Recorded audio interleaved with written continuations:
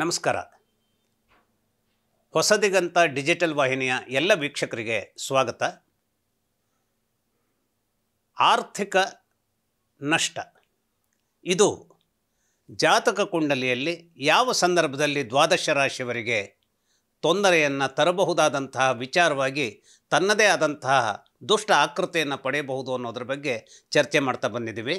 ಈಗ ಸಿಂಹರಾಶಿಯವರ ಬಗ್ಗೆ ಹೇಳೋದಾದರೆ, ಸಿಂಹರಾಶಿಯವರಿಗೆ ಆರ್ಥಿಕವಾದಂತಹ ಸಿದ್ಧಿಗೆ ಬೇಕಾದಂತಹ ಒಂದು ಪರಮೋಚ್ಚವಾದಂತಹ ಶಕ್ತಿ ಎಲ್ಲಿಂದ ಸಿಗಬೇಕು ಅಂದರೆ ಬುಧನ ಮೂಲಕವಾಗಿ ಸಿಗಬೇಕು. ಬುಧ ಈ ರಾಶಿಯವರಿಗೆ ಬಹಳ ಆಪ್ತ. ಯಾಕೆಂದರೆ ನಮ್ಮ ಭಾರತೀಯ ಜ್ಯೋತಿಷ ವಿಜ್ಞಾನ ಏನು ಹೇಳುತ್ತೆ ಅಂತಂದರೆ, ಉತ್ಪಾತ ರೂಪಿ ಜಗತಾಂ ಚಂದ್ರಪುತ್ರೋ ಮಹಾದ್ಯುತಿ ಸೂರ್ಯಪ್ರಿಯಕರೋ ವಿದ್ವಾನ್.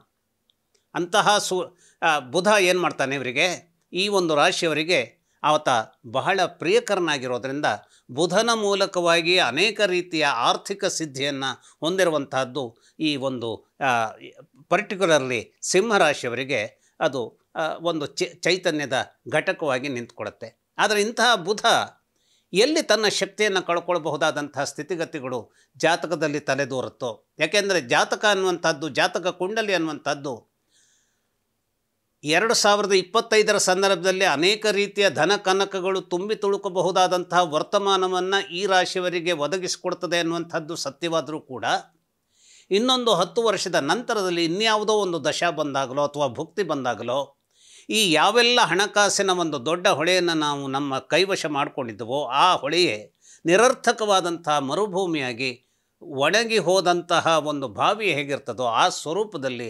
ಆಗಿಬಿಡಬಹುದಾದಂತಹ ಅಪಾಯ ಎದುರಾಗಿ ಬರ್ತದೆ. ಯಾವಾಗ ಅಂತಂದರೆ, ಕುಜ ಎಲ್ಲಿ ಕೆಟ್ಟದ್ದಾಗಿದ್ದಾನೋ, ಕುಜ ದೋಷ ಎಲ್ಲಿದೆಯೋ ಆ ಕುಜ ದೋಷ ಇದ್ದಾಗ, ಯಾಕೆಂದರೆ ಕುಜ ಆ್ಯಕ್ಚುಲಿ ಈ ಸಿಂಹರಾಶಿಯವರಿಗೆ ಅವನು ಯೋಗಕಾರಕನಾದಂತಹ ಕುಜ ಕೆಟ್ಟದ್ದನ್ನು ತರಬಹುದೇ ಅನ್ನುವಂಥದ್ದನ್ನು ಗಮನಿಸಿದರೆ, ಕುಜ ತನ್ನ ಆಂತರ್ಯದಲ್ಲಿ ಕೆಟ್ಟದ್ದನ್ನು ಮಾಡಬೇಕು ಅನ್ನುವಂತಹ ಯಾವುದೇ ಒಂದು ಉದ್ದೇಶವನ್ನು ಹೊಂದಿರುವುದಿಲ್ಲ. ಆದರೆ ಯಾಕಾಗಿ ಆ ರೀತಿಯ ಉದ್ದೇಶ ಅವನಿಗೆ ಆ ಒಂದು ಉದ್ದೇಶ ಇರದೇ ಹೋದರೂ ಕೂಡ ಅನಿವಾರ್ಯವಾಗಿ ದುರ್ಬಲನಾಗಿ ಹೋಗುವಂತಹ ಸನ್ನಿವೇಶ ನಿರ್ಮಾಣ ಆಗುತ್ತೆ ಅಂತಂದರೆ, ಆ ಜಾತಕದಲ್ಲಿ ಕುಜ ಮತ್ತು ಬುಧರ ಹೊಂದಾಣಿಕೆ ಯಾವ ರೀತಿಯಲ್ಲಿ ಇದೆ ಅನ್ನುವಂಥದ್ದನ್ನು ಅರ್ಥ ಮಾಡ್ಕೊಳ್ಬೇಕಾಗತ್ತೆ. ಇವತ್ತು ಯಾವುದೇ ವ್ಯಕ್ತಿಯ ಜಾತಕವಾಗಲಿ ಆ ಕ್ಷಣದಲ್ಲಿ ಒಂದು ಕರ್ಪೂರವನ್ನು ಉರಿಸಿದ ಹಾಗೆ, ಒಂದು ಕರ್ಪೂರಕ್ಕೆ ಒಂದು ಸಣ್ಣ ಬೆಂಕಿಯ ಕಿಡಿ ಹೊತ್ತಿದ್ರೆ ಏನಾಗುತ್ತೆ, ಕರ್ಪೂರ ಅಥವಾ ಪೆಟ್ರೋಲಿಗೆ ಒಂದು ಕಿಡಿ ಹೊತ್ತಿದ್ರೆ ಏನಾಗುತ್ತೆ, ಇಡೀ ಪೆಟ್ರೋಲ್ ಏನಾಗುತ್ತೆ, ಸ್ಫೋಟಗೊಳ್ಳುತ್ತೆ. ನಾವು ಕಳೆದ ಅಹಮದಾಬಾದ್ ಸಂದರ್ಭದ ಒಂದು ವಿಮಾನ ಪತನದ ಸಂದರ್ಭದಲ್ಲಿ ಆ ಬೆಂಕಿ ಹೊತ್ಕೊಂಡಂಥ ರೀತಿಯನ್ನು ನಾವು ಗಮನಿಸಿದರೆ, ಪೆಟ್ರೋಲ್ ತುಂಬಿದಂತಹ ಒಂದು ವಿಚಾರ ಏನಾಯಿತು, ಒಂದು ಘರ್ಷಣೆಯ ಕಾರಣಕ್ಕಾಗಿ, ಒಂದು ಪತನದ ಕಾರಣಕ್ಕಾಗಿ ಆ ಒಂದು ಆ ಇಂಧನದ ಟ್ಯಾಂಕ್ ಒಡೆದಿದ್ದರಿಂದ, ಬೆಂಕಿ ಅದರಲ್ಲಿಂದ ಹೊರಬಂದಿದ್ದರಿಂದ ಉಳಿಯಬಹುದಾದಂಥ ಪ್ರಯಾಣಿಕರು ಕೂಡ ಆ ಬೆಂಕಿಯಲ್ಲಿ ಉರಿದು ಬೂದಿಯಾಗಿ ಹೋದರು. ಇಂತಹ ಒಂದು ಸಂದರ್ಭ ಬರುತ್ತೆ. ಅದೇ ರೀತಿಯಲ್ಲಿ ಇದೇ ಪತನ, ಯಾವುದು ವಿಮಾನ ಪತನವೋ ಅದೇ ರೀತಿಯಲ್ಲಿ ಸಂಭವಿಸುವಂತಹ ನಮ್ಮ ಅನೇಕ ವ್ಯಾವಹಾರಿಕವಾದಂತಹ ಪತನವೂ ಕೂಡ ದೊಡ್ಡದಾದಂತಹ ರೀತಿಯ ಧನನಾಶಕ್ಕೆ ಕಾರಣವಾಗುವಂತಹ ಸ್ಥಿತಿಗತಿಗಳನ್ನು ನಿರ್ಮಿಸುತ್ತೆ. ಅದು ಮುಖ್ಯವಾಗಿ ಈ ಒಂದು ಈ ಸೂರ್ಯನ ಅಧಿಪತ್ಯದಲ್ಲಿರುವಂತಹ ಸಿಂಹರಾಶಿಯವರಿಗೆ ವಿಶೇಷವಾಗಿ ಕುಜ ಮತ್ತು ಬುಧರ ಸಂಯೋಜನೆ ಚೆನ್ನಾಗಿ ಇರದೇ ಹೋದಾಗ ಸಂಭವಿಸೋದಕ್ಕೆ ಸಾಧ್ಯವಿರುತ್ತೆ. ಎಲ್ಲೋ ಅಷ್ಟಮದಲ್ಲಿ ಬುಧ ಮತ್ತು ಅಷ್ಟಮದಲ್ಲಿ ಬುಧನಿದ್ದರೂ ಪರವಾಗಿಲ್ಲ, ಆದರೆ ಆ ಅಷ್ಟಮ ಅಂತಂದರೆ ಮರಣ ಸ್ಥಾನವಾದಂಥ ಕುಂಭದಲ್ಲಿ ಖಂಡಿತವಾಗಿ ಈ ಒಂದು ಈ ಸಿಂಹರಾಶಿಯವರಿಗೆ ಕುಜ ಮತ್ತು ಬುಧರ ಸಂಯೋಜನೆ ಇರಬಾರ್ದು. ಇಂತಹ ಸಂಯೋಜನೆ ಇದ್ದಾಗ ಜೀವನದ ಸಂದರ್ಭದ ಒಂದಲ್ಲ ಒಂದು ಹಂತದಲ್ಲಿ ಪರಿಶ್ರಮದಿಂದ ಒಗ್ಗೂಡಿಸಿದಂತಹ ಯಾವುದೋ ಒಂದು ಹಣದ ಮೊತ್ತವನ್ನು ಅಥವಾ ಹಣ ಬರಬಹುದಾದ ದೊಡ್ಡ ಮೊತ್ತಕ್ಕೆ ಯಾರೋ ಅಡೆತಡೆಯನ್ನು ತರಬಹುದಾದಂತಹ ಸ್ಥಿತಿಗತಿಗಳನ್ನು ತರುವಂಥದ್ದು ಸಾಮಾನ್ಯವಾಗಿರುತ್ತೆ.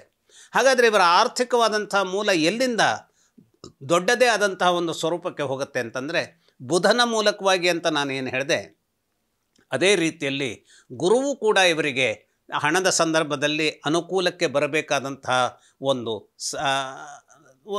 ಒಳ್ಳೆಯ ಸ್ಥಿತಿಯನ್ನು ನಿರ್ಮಿಸಬಹುದು. ಆದರೆ ಗುರು ಏನಾಗ್ತಾನೆ, ಗುರು ಇವರಿಗೆ ಮರಣದ ಮನೆಯ ಯಜಮಾನನೂ ಆಗಿರೋದರಿಂದ ಆ ಗುರುವಿನ ಕೆಲವು ಸಂದರ್ಭಗಳಲ್ಲಿ ಆ ಜಾತಕದ ವಿಚಾರದಲ್ಲಿ ಅನುಕೂಲಕರವಾದಂತಹ ಸ್ಥಿತಿಗತಿಗಳನ್ನು ಹೊಂದಿರದೆ ಹೋದಂತಹ ಒಂದು ವಿಚಾರ ಸಂಭವಿಸ್ತು ಅಂತಾದರೆ ಈ ಸಿಂಹರಾಶಿಯವರು ಗುರುವಿನ ಮೂಲಕವಾಗಿಯೂ ಹಣವನ್ನು ಕಳೆದುಕೊಳ್ಳೋದಕ್ಕೆ ಸಾಧ್ಯತೆ ಇರುತ್ತೆ. ಹಾಗಾದರೆ ಗುರುವಿನ ಮೂಲಕವಾಗಿ ಹಣವನ್ನು ಕಳೆದುಕೊಳ್ತಾರೆ ಅಂತಂದ್ರೇನು? ಗುರುವೇ ನೇರವಾಗಿ ಬಂದು ಇಲ್ಲಿ ಹಣ ಕಳೀತಾನೆ ಅಂತಲ್ಲ. ಆದರೆ ನಮಗೆ ಯಾರು ಪ್ರಾಜ್ಞರು, ನಮಗೆ ಯಾರು ಗುರು ಸ್ವರೂಪದಲ್ಲಿ ಇದ್ದಾರೆ, ಯಾವ ಸಂದರ್ಭದಲ್ಲಿಯೂ ಇವರ ಮೂಲಕವಾಗಿ ನನಗೆ ಒಳಿತಾಗುತ್ತದೆಯೇ ಹೊರತು ಕೆಟ್ಟದ್ದಾಗೋದಿಲ್ಲ ಅನ್ನುವಂಥದ್ದಾಗಿ ಯೋಚಿಸಿ ನಾವು ಮುನ್ನಡೆ ಇಟ್ಟು ಹಣವನ್ನು ತೊಡಗಿಸ್ಲಿಕ್ಕೆ ಹೋಗ್ತೇವೋ ಅಂತಹ ಚಾತುರ್ಯದ ಮಂದಿಯೂ ಕೂಡ ಸೋಲಬಹುದಾದಂತಹ, ಅಥವಾ ನಮಗೆ ಅವರು ಯಾವುದೋ ಒಂದು ರೀತಿಯ ಅಡ್ವೈಸನ್ನು ಮಾಡುವಂಥದ್ದು ಕೂಡ ಅದು ಫ್ರೂಟ್ಫುಲ್ ಆಗದೇ ಅಬಾರ್ಟ್ ಆಗುವಂಥ ಒಂದು ಸನ್ನಿವೇಶ ನಿರ್ಮಾಣವಾಗಿಬಿಡ್ಬೋದು. ಇವೆಲ್ಲ ಏನು ಅಂತಂದರೆ ಬೇಕಂತಲೇ ಗುರು ನಿಮ್ಮನ್ನು ಮಿಸ್ಲೀಡ್ ಮಾಡಬೇಕು ಅನ್ನೋದರ ಮಾಡುವಂಥದ್ದಲ್ಲ. ಆದರೆ ಆ ಗುರುವು ಕೂಡ, ಗುರುವಿನಂತಹ ಜ್ಞಾನಿಯೂ ಕೂಡ ಸೋಲುವಂತಹ ಪರಿಸ್ಥಿತಿಯನ್ನು ನಿರ್ಮಾಣ ಮಾಡಿಕೊಳ್ಳುವಂಥದ್ದಕ್ಕೆ ಆ ಒಂದು ಜಾತಕದಲ್ಲಿ ಈ ಒಂದು ಸಿಂಹರಾಶಿಯವರಿಗೆ ಸಂಯೋಜನೆ ವಿಚಾರ ಎದ್ದು ಬಂದಾಗ ಏನಾಗುತ್ತೆ, ಅಲ್ಲಿ ಗುರುವಿನ ಮೂಲಕವಾಗಿಯೇ ತೊಂದರೆ ಆಗುವಂತಹ ಸ್ಥಿತಿಗತಿಗಳು ಎದ್ದೇಳುತ್ತೆ. ಮುಖ್ಯವಾಗಿ ಈ ಒಂದು ಸಿಂಹರಾಶಿಯವರು ರಾಜಕೀಯ ಪೊಲಿಟಿಕ್ಸ್ನಲ್ಲಿ ಇವರು ತಮ್ಮ ಹೆಜ್ಜೆಯನ್ನು ಇಟ್ಟರು ಅಂತಾದರೆ ಬಹಳಷ್ಟು ಸಕ್ಸಸ್ಸನ್ನು ಪಡೆಯೋದಕ್ಕೆ ಇವರಿಗೆ ಅವಕಾಶ ಇರುತ್ತೆ.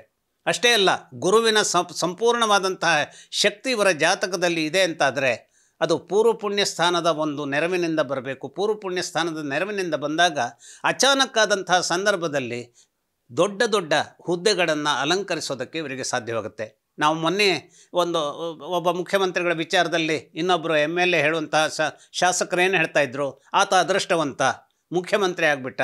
ಹೀಗೆ ಆ ಅದೃಷ್ಟ ಅನ್ನುವಂಥದ್ದು ಒದಗಿ ಬರುವಂಥದ್ದಕ್ಕೆ ಬರೀ ಹುದ್ದೆಗಳು ಸಿಕ್ಕಿದ್ವು, ಅಧಿಕಾರ ಸಿಕ್ಕಿತು, ಅಥವಾ ಇನ್ನೂ ಯಾವುದೋ ಒಂದು ಪೊಸಿಷನ್ ಸಿಕ್ತು, ಇವು ಹೇಗೆ ಒಂದು ಸಕಾರಾತ್ಮಕವಾದ ಸ್ಪಂದನೆಗಳು, ಹಾಗೆಯೇ ಹಣಕಾಸಿನ ವಿಚಾರದಲ್ಲೂ ಕೂಡ ಗುರು ಏನಾಗ್ತಾನೆ, ಇವರಿಗೆ ಅನೇಕ ಒಳಿತನ್ನು ತಂದುಕೊಡುವಂತಹ ಸಂದರ್ಭವನ್ನು ನಿರ್ಮಿಸಿಬಿಡ್ತಾನೆ. ಆದರೆ ಗುರು ಯಾವಾಗ ಇನ್ನೊಂದು ಮುಖದಲ್ಲಿ, ಆತ ಮರಣದ ಮುಖದಲ್ಲಿ ಜಾಗೃತವಾಗುವಂತಹ ಸ್ಥಿತಿಗತಿಗಳು ಆ ಜಾತಕಕ್ಕೆ ಅಕಸ್ಮಾತ್ತಾಗಿ ಒದಗಿ ಬರುತ್ತದೆ ಕಾಲದ ಘಟ್ಟದಲ್ಲಿ ಅಂತಾದರೆ, ಯಾವ ಹಣ ಇವರಿಗೆ ತಾನೇ ಒದಗಿಸಿದ್ದೇನೋ ಅದೇ ಹಣವನ್ನು ಕರಗಿಸುವಂತಹ, ಅದೇ ಹಣ ಹಾಳಾಗಿ ಹೋಗುವಂತಹ ಸ್ಥಿತಿಗತಿಗಳನ್ನು ನಿರ್ಮಾಣ ಮಾಡುವವನು ಆಗಿಬಿಡಬಹುದಾದಂಥದ್ದಕ್ಕೆ ಸಾಧ್ಯತೆ ಇರುತ್ತೆ. ಆದರೆ ಈ ಗುರುವಿಗೆ ಈ ವಿಚಾರದಲ್ಲಿ ನೆರವಿಗೆ ಬರಬೇಕಾದಂಥವನು ಶನೈಶ್ಚರನಿರ್ತಾನೆ. ಅಂದರೆ ಹಾಳು ಮಾಡುವಂಥ ಸಂದರ್ಭಕ್ಕೆ, ಒಳಿತನ್ನು ಮಾಡುವಂಥ ಸಂದರ್ಭಕ್ಕೆ ಶನೈಶ್ಚರ ಈ ಒಂದು ಸಿಂಹರಾಶಿಯವರಿಗೆ ಎಂದೂ ಮುಂದಾಗಿ ಬರಲಾರ. ಆದರೆ ಹಣಕಾಸಿನ ಒಂದು ಧನನಾಶಕ್ಕೆ ಕಾರಣವಾಗಬೇಕಾದಂಥ ಸ್ಥಿತಿಗತಿಗಳನ್ನು ನಿರ್ಮಾಣ ಮಾಡಬೇಕು ಅಂತಾದರೆ ಗುರುವಿನೊಡನೆ ಕೈ ಜೋಡಿಸಿಕೊಂಡು ಸಂಪೂರ್ಣವಾದಂತಹ ಅಧಪತನಕ್ಕೆ, ಹಣಕಾಸಿನ ವಿಚಾರದಲ್ಲಿ ಹೆಜ್ಜೆಯನ್ನು ಇಡುವಂತಹ ಸ್ವರೂಪಕ್ಕೆ ಈ ಒಂದು ಸಿಂಹರಾಶಿಯವರನ್ನು ಹೆಜ್ಜೆ ಇಡುವಂತೆ ಮಾಡುವಲ್ಲಿ ಸಫಲನಾಗ್ತಾನೆ. ಹಾಗಾಗಿ ಈ ಎಲ್ಲ ವಿಚಾರವನ್ನು ಅರ್ಥ ಮಾಡಿಕೊಳ್ಳುವಂತಹ ಜಾಣ್ಮೆಯನ್ನು ನಾವು ಕಾಲಕ್ಕೆ ತೋರಿಸಬೇಕಾಗತ್ತೆ.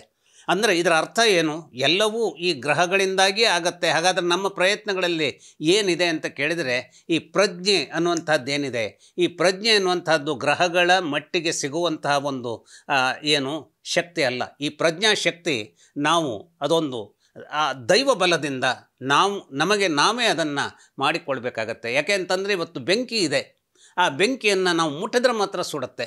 ಸುಡದೇ ಹೋದಂತಹ ಸ್ವರೂಪದಲ್ಲಿ ಬೆಂಕಿಯನ್ನು ನಾವು ಯೂಸ್ ಮಾಡಿಕೊಂಡಾಗ ಏನಾಗುತ್ತೆ, ಅದು ನಮ್ಮ ಶಕ್ತಿ ಆಗುತ್ತೆ. ಆ ರೀತಿಯಲ್ಲಿ ಯಾವ ಪ್ರಜ್ಞೆ ಹೇಳುವಂತಹದ್ದು ಯಾವ ಸಂದರ್ಭದಲ್ಲಿ ನಮ್ಮ ಗರಿಷ್ಠವಾದಂತಹ ಎಚ್ಚರಿಕೆಯ ಶಿಖರದಲ್ಲಿರ್ತದೋ ಆಗ ಯಾರೂ ನಮ್ಮನ್ನು ಏನೂ ಮಾಡಲಿಕ್ಕೆ ಸಾಧ್ಯವಿರೋದಿಲ್ಲ. ಹಾಗಾಗಿ ಗ್ರಹಗಳೇ ಹಾಳು ಮಾಡಬಹುದಾದಂತಹ ವಿಚಾರ ಇದೆ ಅಂತ ಆದರೆ ನಮ್ಮ ಪ್ರಯತ್ನಗಳಿಗೆ ಏನು ಫಲ ಅನ್ನುವಂತಹ ಆ ಒಂದು ಜಡತ್ವದ ಭಾವಕ್ಕೆ ಹೋಗಬಾರ್ದು. ಅದನ್ನು ತಪ್ಪಿಸಿಕೊಳ್ಳುವಂತಹ ಮಾರ್ಗಕ್ಕಾಗಿ ಹೆಜ್ಜೆ ಇಡಬೇಕು. ನಮಸ್ಕಾರ.